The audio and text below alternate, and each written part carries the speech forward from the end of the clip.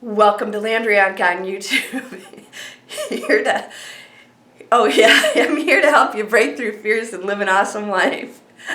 Sometimes I get so wrapped up in these videos talking to you, like I can't really get into it, and then I turn it off and I start laughing because all of this excitement and emotion just bubbles up, and it's fun. It's fun because I like want to kick your butt, you know. It's like stop the negative thoughts, stop the self-sabotage, stop questioning yourself, stop doubting your power. I don't know, a lot of you come on here, you don't even know my background. I'm going to say, I used to say it a lot, but I was an investment banker for 25 years. I've done a lot of things. I was a writer on Capitol Hill. I had an internship with a congressman.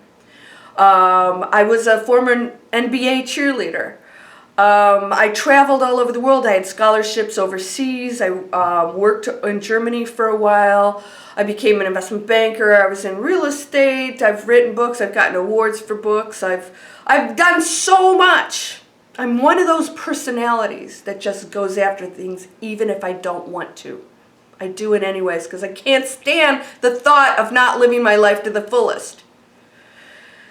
So I was an investment banker for 25 years, and I had wonderful parents, lovely, lovely people, and then everything came to a screeching halt. I mean, basically, well, not a halt, I should say, a realization that I just wasn't loving my life anymore.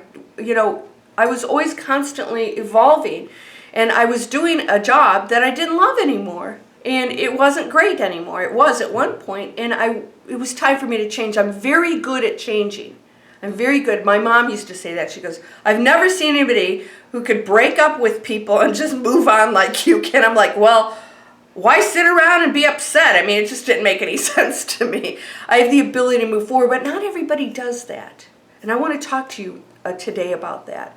So I actually quit my investment banking job, wrote a book. It became a award-winning bestseller, and it was turned into a television movie. You can see it now.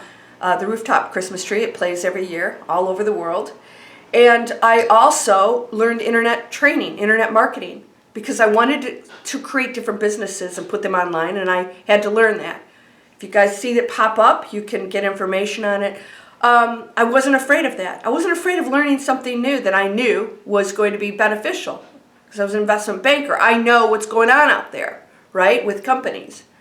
They're dying, man. If they don't go online, they have no chance. Well, very little. All right, because everything's possible, right? Okay, so reason I'm telling you all of this is that I come from a really great background. I don't have any trauma in my life. I have had a lifetime of friggin' awesomeness. But I always chose it. It isn't like anything got handed to me. I chose these things, including my parents in advance, of which you did too. So if you were challenged by that, that was planned. Most people aren't doing anything with it. They're not breaking through their challenges. So let's say, you can say, well, yeah, Landria, you've had this great life or whatever that I chose. Nobody made me study for, teach myself a language. Nobody made me study for tests. Nobody made me, do all the things to accomplish those goals. I still did them. You are still in control of that. You can accomplish anything you want if you put your mind to it. And if you don't get that specific thing, you're going to find something that you were supposed to go to. And that by going after that goal, it will take you to something really great that's well suited for you. If you're not the fastest runner, then that's not what you're supposed to be doing, right? The fastest runner is supposed to be doing that. But the fact that you went after it is like taking you into a direction of expansion and opening up. So what happens, and this is the root of this video, what happens when you have had situations throughout your life and you are in a pattern of maybe self-sabotage, no matter, and I've done this. This is one thing I've done because my dad was very conservative. So I have this little pattern that not very often, but it will show up once in a while that I'm supposed to worry about money. And you know what the joke is? That happens usually when I have the most money. What is that? Wait a minute, I don't have anything to worry about. I should be worrying. Do you guys do that? Right? We all do. We all have that thing. Okay, let's say you have a pattern of going into bad relationships. This isn't mine. I had a great dad, so maybe you don't know what a good relationship is, and you've learned, abuse, or, love comes from abuse or being treated badly. So you continually reenact that, and you have a pattern. So let's say you finally decide you're not going to do that. I have to take a drink. Sorry for the dishwasher in the background. It's Saturday morning, and I'm getting all my stuff done. All right, so what if you have all these patterns and you meet this perfect person and you go, you know what? I'm going to date a healthy person. There's no drama in this anymore. I'm going to be okay with no drama. And this person treats me well, they respect me. And then you find yourself like causing problems. I know some of you can relate to this. You start to cause problems. You may be doing it in your job. You finally get this great job and you sort of self-sabotage it. You cause problems. You don't do the work, right? You do it in any part of your life. Like, how many of you guys lost a lot of weight and then you start to eat again? You go back to that place. You go back to that discomfort. Well, I'm going to share something with you. My mom came from a very dysfunctional family, so she married a great guy, my dad. And there was no drama. He was just a great guy. And she would start to cause problems. Now, I didn't get to see this. Apparently, she would pick arguments with my dad once in a while, and they didn't expose us to that. I'm not talking about, crazy stuff. But just unhappiness. There was unhappiness with her. No yelling and stuff like that. So she went to a shrink to figure out what was going on. Where's this unhappiness coming from, and this not loving herself, right?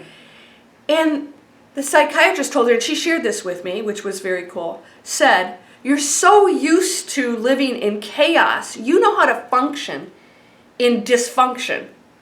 He says, you're now in a situation where everything is great. You've got these two wonderful kids, perfect children, and a wonderful spouse. And you've never experienced that before. You come from siblings that fight and parents that didn't love you and a dad who was emotionally unstable and all this weirdness and not being cared for. She didn't know what to do with the positive things that she was choosing. So what she would do is sabotage it. So she'd create problems so that she could go into that comfort zone, which she hated, that comfort zone of chaos. She knew chaos. And that's what most of us do. You know what that is? I'm washing some stuff, and you know how like it balls up and it gets in the washer and go, okay. So if you hear stuff, disregard the stuff behind the curtain. Are you doing that? Are you gravitating toward a pattern that you know? And a lot of you don't even know it's a pattern. I actually have some friends who are so used to being broke that they don't realize that they're keeping themselves in that. And they don't think they are. They think they're making progress. But what they're not actually taking the action to change what's happening to go over to be wealthy. They're changing their mindset, but they're still operating like a broke person. They're actually not taking the steps to get that money in the bank. And it's like, what are you doing? What did you do today, right? What did you do today to change that? And surprisingly, it's a lot of people that do this, a lot. And we've all got patterns. So I've dealt with this. It's like, okay, wow, life couldn't get any better, right? Well, it can always get better, right? Like, how can it get better? Yeah, it can get better. It always can get better. That's why we never have any one goal, right? You can continue to expand. So it's like, a feeling of worry comes over. What is that? I don't know what I'm worrying about. It's like it's a fleeting moment, and then I recognize and say, okay, this is what I teach others. How am I going to deal with it so that I can share that with you? And that's a thought based on patterns of an energy that is still out here. Those energies don't go away. That's why the energy of the centuries before us still resides in us. It's still an energy that exists. Now, we don't have to act on it. We can raise the frequency. We can change it. We can change those patterns. But that's still an existing energy. And especially if it's coming from your personal life, that is still an energy. Everything's energy, remember. So I want you to think of it that way. There's an energy, a residual energy, like I picture like black smoke. I'm like, okay, that's a residual energy. That is not what's going on right now. It's not even how I think and feel. So why would that appear? Because it's still an energy. So I just imagine it dissipating. I don't fight her to go, oh, why am I thinking? I say, okay, ooh, that's that energy. That's interesting. I don't react to it. So I realize there's a pattern. There is something I was told my whole life. You're supposed to always worry about money. My dad did very well for himself, so I don't even know where... That's the other thing. He did well for himself. We never struggled. I always had everything I wanted, that was reasonable. They didn't buy me a pony, but... well, actually they did. They bought me a Mustang, a car. So that was that mentality that they acted like they were broke half the time, but I always had the new coat and the car and all this stuff. But we didn't act like rich people, although my dad could have bought a lot more, but we had a boat and all these things. But there was a mentality behind that we were always, saving, broke, you don't be extravagant kind of thing. So I still have that. I still have that energy. So I realize when it shows up what that is. It's not what's going on. It's this, you're always supposed to be worried about all these things no matter how much you have. So just recognize it. And put it in a form, like, I don't know if you saw, I did a really corny video with a little furry puppet that was my ego. And I just imagine it there, it's cute. It tries to bite you sometimes. And I just imagine it as something that I don't fight. So imagine these thoughts and the ego or whatever's talking to you is mine's a black smoke. Why? Because I can just blow it away. I just blow it away. And I recognize it. There it is. That's not what's going on right now. Even if you are struggling financially, what's going on right now is whatever's you're creating, whatever you're manifesting. Even if the physical world appears a certain way, when you switch gears and you see it differently, you will not feel broke. And it will adjust to you. You'll get the phone call or you'll inherit money. No, we don't want people to die, but somebody who's going to die might happen to die right at the time you need money, right? That will start happening. You have to take the action. You have to start being the person that's going to change those patterns. You have to start acting like a different person to change those patterns. And most of the patterns come in thought forms. So how do you break through it? What would you do now that's different from what you've been doing? If you keep going on the diet and you keep putting the weight back on, you have to put something different in there that's switching that up. I mean, my mother struggled with weight. Why? Because it was an emotional thing from coming from that family. Not valuing herself. She lost weight. As soon as she came back into the environment where she was able to listen to her own thoughts, she put the weight back on. No beautiful environment around her was going to change what was going on in here. She had to do that. So you have to recognize it as a cute animal or black smoke that you blow away or something positive. Give it a positive kind of vision and recognize it as something that you created that's still hanging around with you that doesn't know it's not useful anymore. And that you're going to act differently, not react against it, not fight it. It has no power over you. It was an energy, yes. So what you do is you say, how do I switch? What am I going to do different at this moment that I don't usually do? Because I've been acting a certain way. I allow myself to get to that deep, dark place, and then I freak out, and then I'm broke again. And then something happens, and you're happy again, and you don't realize you're still in that same pattern. You're happy, so you think the problems are gone, and they're not. You're still on that pathway to go back into that low point. Because you haven't shifted gears. You're not acting like that wealthy person. You're not... Because you know what wealthy people do? While they're wealthy, they're still looking for more opportunities. They're still expanding. Broke people sit on the money, blow it, and then they're broke again, and then they go back out there and try and resolve the issues. Wealthy people, when they get the wealth, they use the wealth to expand and have more wealth.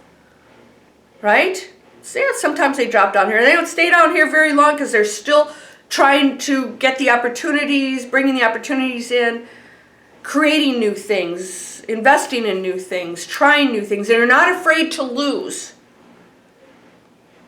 You know, they're not afraid to invest in themselves to get information or to get into something where they actually have to do some work. You know, these people, they put in these overnight get-rich-quick schemes.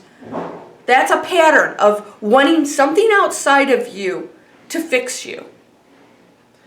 That internet training that I do, we have to put the work in. Yeah, we have to learn it. Just like any business. We have to learn it, we have to implement it, and doggone it, it works. It works. But not if you're not putting the work, not if you're not doing the work. And that's when people, oh, something doesn't work. No, it works. It's not working for you because you're not changing your patterns of expecting something out here to save you. This is a tough one. I know, ouch. You know, having a talk with somebody and telling them that. You're not changing your habits. Your habits are working against you. Change that mindset. Quit looking for the outside world to help you, to save you. My mother went and got help. My mother went on a diet. She lost 100 pounds. She looked awesome. She was a totally different person. She went and got the help to make sure that marriage that she had with my father stayed stable. Now, as soon as the kids left, that changed. but then, I was out of the house by the time those two stopped getting along. But I had a great childhood thanks to my wonderful parents who have passed away. So, everybody surrounds you and is a part of your story. And they're all there to help you, even the ones that don't seem like they are a catalyst for change for you to break a pattern, to break the excuses, to break the blame, to break the habit of believing that everything and everybody and every situation around you is the reason why you don't have what you want right now. That's a pattern too. You get to break it and say, thank you. This is what life experience is about, breaking past our fears, finding those things that are going to elevate us to the next level. Thank you for that experience. Ouch, it hurt. You know what? Crap situation, man. I'll tell you what, a lot of them. This is not an easy place to be, my friend. I'm here with you. Sometimes I'm like, and we came here, why? Remind me again? It's because of you. And you're part of me and we can do it. Don't think that you have less advantages than me. I took the effort. I stepped out of my comfort zone and I continue to constantly, including talking to people. I find it very difficult and I do it anyways. And afterwards, I have to do a mind shift and say, you just have to be yourself and not think too hard about it. We are our worst critics. Stop criticizing yourself and start being that awesome, beautiful, expansive thing that you are. Thing. Energy. Don't regret the day you die what you didn't do. Don't regret the day you die those negative thoughts that you held on to because you were so afraid to go and be and do something else. So afraid to take responsibility for what's going on in your life. So afraid to break those patterns and recognize them. Do it. Now. You know why? We don't have much time. Stuff's happening at an accelerated rate, including time. That's a fact. Time is actually speeding up. You're whole and perfect, strong, powerful, loving, harmonious, and happy. Do you feel like you're getting, like, chastised? I hope not. I hope you feel that love and compassion that I have for you. That's what's coming out. My wanting to grab you and say, you are so beautiful and perfect and awesome, and you have no limits. None. Yes, we're in human bodies playing this out. What, as a human here on this earth, are you capable of? Anything you want, you can do it. We've seen story after story after story. How many stories do you? They're not different than you. Those people that do the impossible are not different than you. Why? Because we're one energy. We share it. We are it. You can access anything it. Do it. Perfect, beautiful, light being that's loved unconditionally beyond your comprehension. I've been there. I've experienced it. It's so beautiful. It's so mind-blowing that words cannot express what you are and what loves you and that you are a part of, that you are a spark of. Namaste.